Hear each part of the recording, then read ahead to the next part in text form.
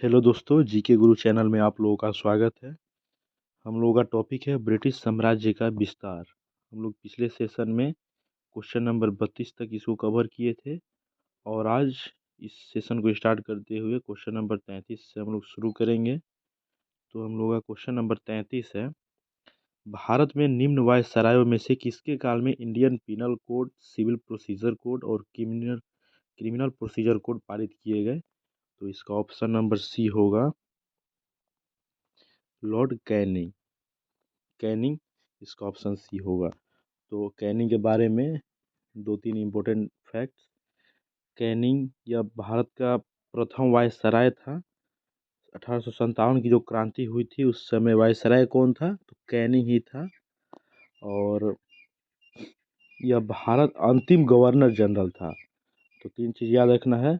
यह कम जो भारत का अंतिम गवर्नर जनरल था और प्रथम वायसराय था। 1857 की क्रांति के समय यह वायसराय था, सॉरी गवर्नर जनरल था।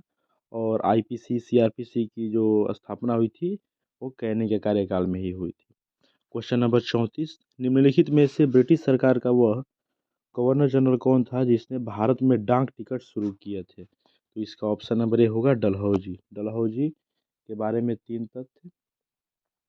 यह भारतीय रेलवे का जनक था और डाक टिकट का प्रचलन इसी ने किया था। ठीक है। और इसी ने राज्य हड़प नीति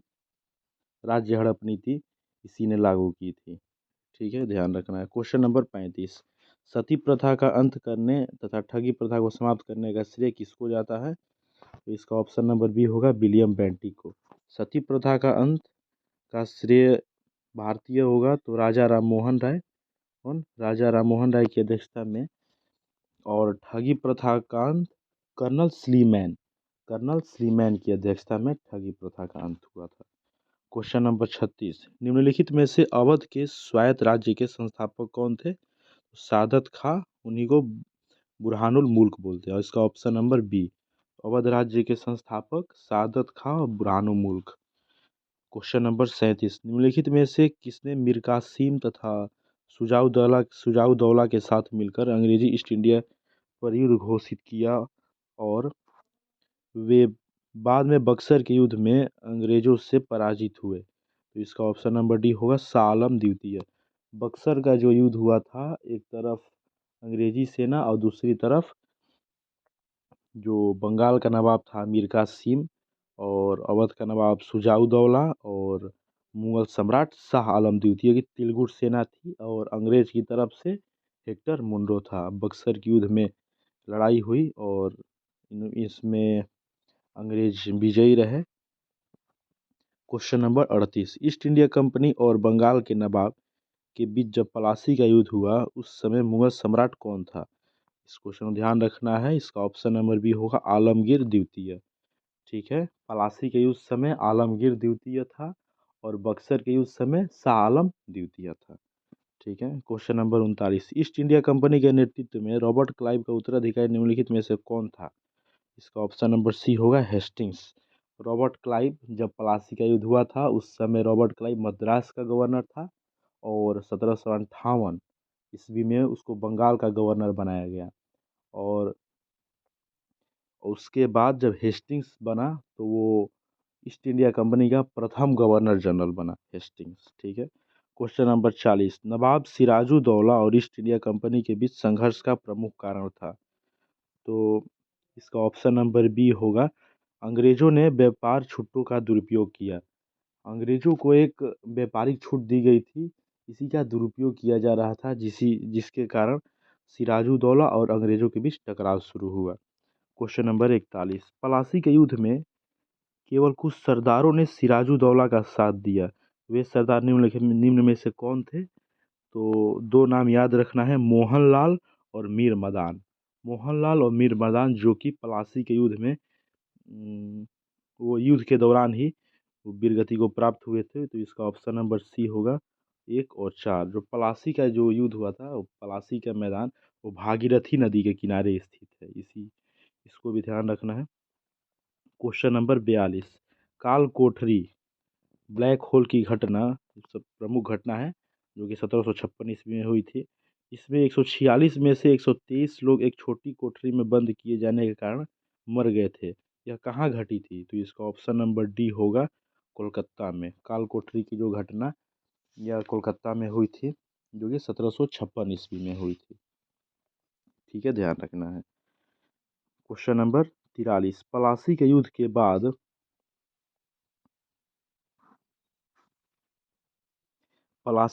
बाद भारत के लिए शाश्वत दुख की काली रात का आरंभ हुआ है। यह किस बंगला कवि का कथन है? तो इसका ऑप्शन नंबर ए होगा नवीन चंद्र सेन। ध्यान रखना है इसको। पलासी के युद्ध के बाद भारत के लिए शाश्वत दुख की काली रात का आरंभ हुआ। यह किस बंगला कवि का कथन है? तो नवीन चंद्र सेन का। किस इतिहासकार ने 1765 ईस्वी से 1772 ईस्वी तक कंपनी के राज्य को द्वैत शासन के काल को डाकुओं का राज्य की संज्ञा दी है? तो इसका ऑप्शन नंबर बी होगा के एम पर्णिकर। 1765 से 72, जब बक्सर का युद्ध हुआ था 1764 ईस्वी में, तो उसमें अंग्रेज जब विजयी हुए तो 1765 ईस्वी में एक इलाहाबाद की संधि हुई। उसके बाद से जो द्वैत शासन लागू किया गया, तो द्वैत शासन लागू करने वाला रॉबर्ट क्लाइव था और उसका अंत करने वाला वारेन हेस्टिंग था। तो 1765 से 72 ईस्वी तक द्वैत शासन चला था। तो इसको डाकुओं की राज्य की संज्ञा दी थी कौन? के एम पर्णिकर ने। क्वेश्चन नंबर 45, सुरक्षा प्रकोष्ठ नीति ring fence policy important question है, ध्यान रखना है। Option number A Warren Hasting से संबंधित है। रिंग फेंस पॉलिसी या इसी को सुरक्षा प्रकोष्ठ नीति बोलते हैं, यह किससे संबंधित है? तो वारेन हेस्टिंग से। क्वेश्चन नंबर 46, इलाहाबाद की संधि जो कि 1765 ईस्वी में हुई थी के बाद रॉबर्ट क्लाइव ने मुर्शिदाबाद का उप दीवान किसे बनाया था? तो मोहम्मद रजा खां को। ठीक है, मोहम्मद रजा खां को। Question number 47,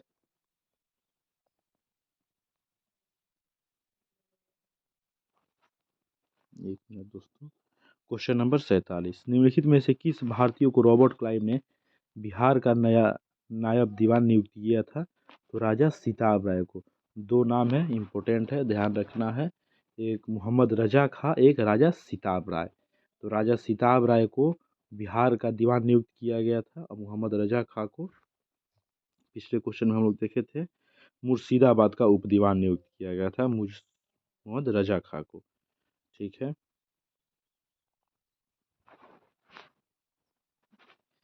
question number 48, Ranjit Singh ने सुप्रसिद्ध कोहिनूर हीरा प्राप्त किया था? तो इसका ऑप्शन नंबर ए होगा शाह सूजा से। शाह सूजा से रणजीत सिंह ने कोहिनूर हीरा प्राप्त किया था। एक इम्पोर्टेंट क्वेश्चन आता है कि रणजीत सिंह किस मिसल से संबंधित है? तो सुगर चकिया मिसल। ठीक है, क्वेश्चन नंबर 49, ब्रिटिश जनरल जिसने हैदर अली को पोर्टोनोवा के युद्ध में हराया, तो इसका ऑप्शन नंबर बी होगा सर आयरकुट। सर आयरकुट के बारे में हमने पहले चर्चा की है। वांडीवास के युद्ध में जो कि अंग्रेज और फ्रेंच के बीच हुआ था, वांडीवास के युद्ध 1760 ईस्वी में, तो अंग्रेज की तरफ से सर आयरकुट और फ्रांसीसी सेना की तरफ से लाली ने नेतृत्व किया था। तो इसको ध्यान रखना है। और हेक्टर मुनरो के बारे में भी हमने पढ़ा है। बक्सर के युद्ध में अंग्रेजी सेना का नेतृत्व किसने किया था? तो हेक्टर मुनरो ने। क्वेश्चन नंबर 50, महाराजा रणजीत सिंह के उत्तराधिकारी थे, कौन थे? तो खड़ग सिंह। इसका ऑप्शन नंबर बी होगा। रणजीत सिंह के उत्तराधिकारी खड़ग सिंह थे। क्वेश्चन नंबर 51 है कि इस निम्नलिखित में से कौन सुमेलित नहीं है? ठीक है, तो इसका ऑप्शन नंबर ए होगा कार्नवालिस अस्थाई बंदोबस्त, यह सही है। बेलेजरी सहायक संघ, यह भी सही है, हमने पढ़ा है। और बेंटिक 1829, राजा राम मोहन राय, ध्यान रखना 1829 ईस्वी में राजा राम मोहन राय के नेतृत्व में सती प्रथा का अंत हुआ था। किसके कार्य में? बेंटिक के कार्यकाल में। और ठगी प्रथा का अंत 1830 ईस्वी में कर्नल स्लीमैन की अध्यक्षता में। उस समय भी गवर्नर जनरल बेंटिक ही था। 1829 का 17वां रेगुलेशन, ये भी कथन सत्य है। इसका ऑप्शन नंबर सी होगा हेस्टिंग्स द्वितीय आंग्ल मराठा युद्ध, यह गलत है, यह सुमेलित नहीं है। क्वेश्चन नंबर 52, किस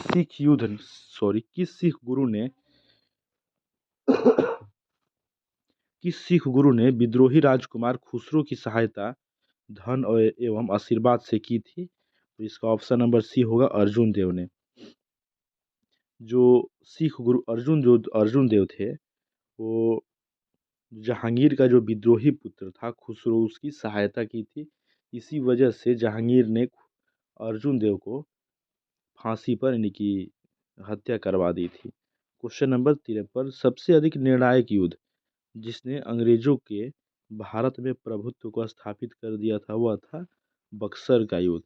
जब प्लासी का युद्ध हुआ था, तो वहाँ से भारत पर शासन करने का रास्ता खुल गया था।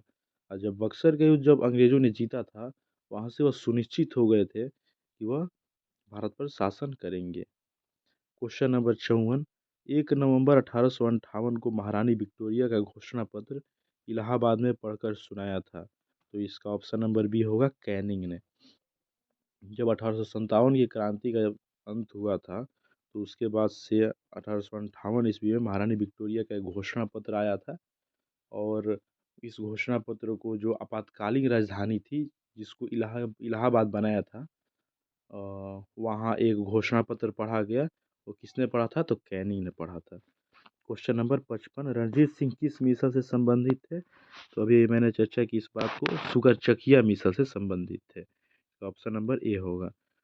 क्वेश्चन नंबर 56, तथाकथित कुशासन के आधार पर किस गवर्नर जनरल ने मैसूर राज्य के प्रशासन को ले लिया था? इसका ऑप्शन नंबर सी होगा विलियम बेंटिक ने। क्वेश्चन नंबर 57, किसने अपनी राजधानी मुर्शिदाबाद से मुंगेर स्थानांतरित की? ठीक है, तो इसका ऑप्शन नंबर डी होगा मीर कासिम। ठीक है, इस बात को ध्यान रखना है,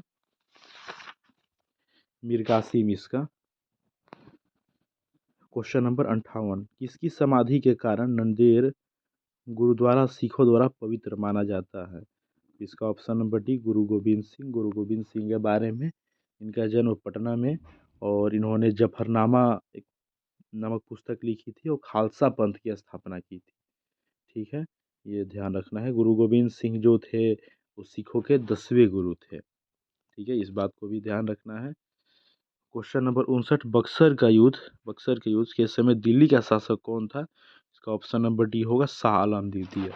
एक क्वेश्चन पूछ रहा हूँ आप लोगों से कि प्लासी के युद्ध के समय जो मुगल सम्राट कौन था? तो कमेंट में जरूर बताएं। क्वेश्चन नंबर 60, टीपू सुल्तान अंग्रेजों के समय युद्ध में कब मारे गए थे? तो इसका ऑप्शन नंबर बी होगा 1799 ईस्वी में। जो टीपू सुल्तान, जो कि मैसूर राज्य से संबंधित है, मैसूर और अंग्रेज के बीच 4 युद्ध हुए थे। प्रथम आंग्ल मैसूर युद्ध, द्वितीय आंग्ल मैसूर युद्ध, तृतीय आंग्ल मैसूर और चतुर्थ आंग्ल मैसूर युद्ध। तो प्रथम आंग्ल मैसूर युद्ध हैदर अली और अंग्रेजों के बीच हुआ था। इसमें फिर द्वितीय आंग्ल मैसूर युद्ध हैदर अली और अंग्रेजों के बीच ही हुआ था। इसी में हैदर अली की मृत्यु हो गई और यह मंगलोर की संधि के तहत समाप्त हुआ। मंगलोर की संधि टीपू सुल्तान और अंग्रेजों के मध्य हुआ था। और तृतीय आंग्ल मैसूर युद्ध टीपू सुल्तान और अंग्रेज के बीच हुआ था। यह श्रीरंगपट्टनम की संधि के तहत समाप्त हुआ। और चतुर्थ आंग्ल मैसूर युद्ध, यह इसमें टीपू सुल्तान की मृत्यु हो गई थी 1799 ईस्वी में। बात को ध्यान रखना है। तो इसी के साथ मेरा आज का सेशन यहीं समाप्त होता है और उम्मीद करता हूँ आपको यह सेशन पसंद आई होगी। तो इसी के साथ थैंक यू। अगले वीडियो में